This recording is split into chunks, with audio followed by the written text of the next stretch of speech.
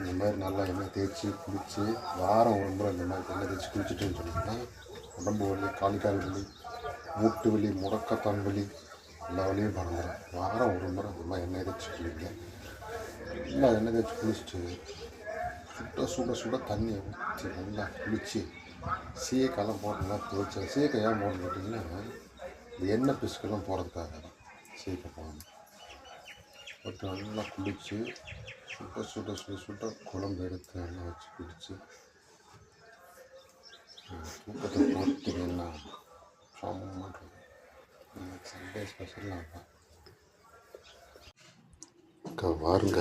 நாட்டுக்கோழி நெய் நான் சொன்னல, எண்ணெய் தேய்ச்சிட்டேன். நாட்டுக்கோழி நல்லா குக்கரில் வச்சு 4-5 விசில் விட்டாச்சு. வாங்க எவ்வளோ எண்ணெய்ன்னு. இப்போ அது ரெடி ஆகிறதுக்குள்ளே நம்ம நல்லா குளித்து ஃப்ரெஷ்ஷாக வந்துடுவோம். அதுக்குள்ளே குழம்பு ரெடி ஆயிரும். இப்போ பார்த்தீங்கன்னா சூப்பு, இப்போ நான் காட்டணும்ல அந்த நாட்டுக்கோழியோட தண்ணி சூப்பு. எனக்கு மட்டும் ஒரு டம்ளர் எடுத்துருக்கேன் பாருங்கள்.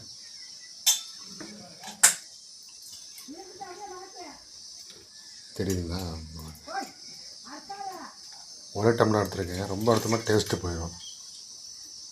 ஓகே, ஃப்ரெஷ்ஷாக குளிச்சாச்சு, ஜம்முன்னு குளிச்சாச்சு. இப்போ சாப்பாடு ரெடியாக இருக்குது. சுட ரெடியாக இருக்குது. சாப்பாடு போட்டுக்கலாம்.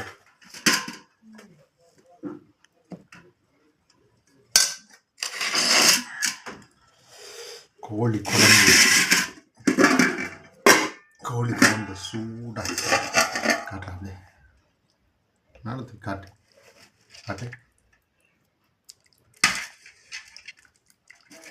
நல்லா மல்லிலாம் போட்டு முடிச்சோம். குழம்பு சும்மா ரத்த கலரில் இருக்குது ஜம்முன்னு.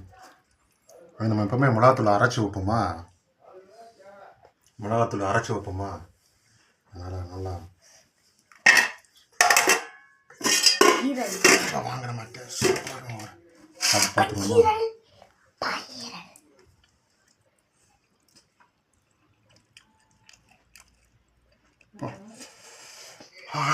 சுடுதான்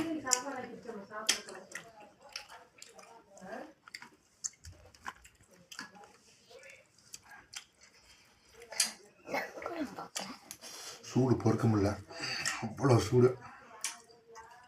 ஓகே, இதே மாதிரி சண்டே உங்களுக்கு டைம் இல்லைன்னு பரவாயில்ல, சண்டே நீட்டாக எண்ணெய் தேய்ச்சி நல்லா கை கால் தலைக்கெல்லாம் கண் காது மூக்கு எல்லாத்துக்கும் மூக்குக்கு இல்லை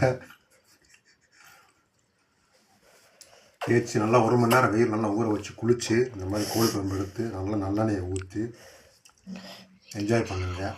வாரம் சூப்பராக பண்ணுங்கள். நல்லதே பண்ணுங்கள். நல்லதே நடக்கட்டும். Okay, thanks.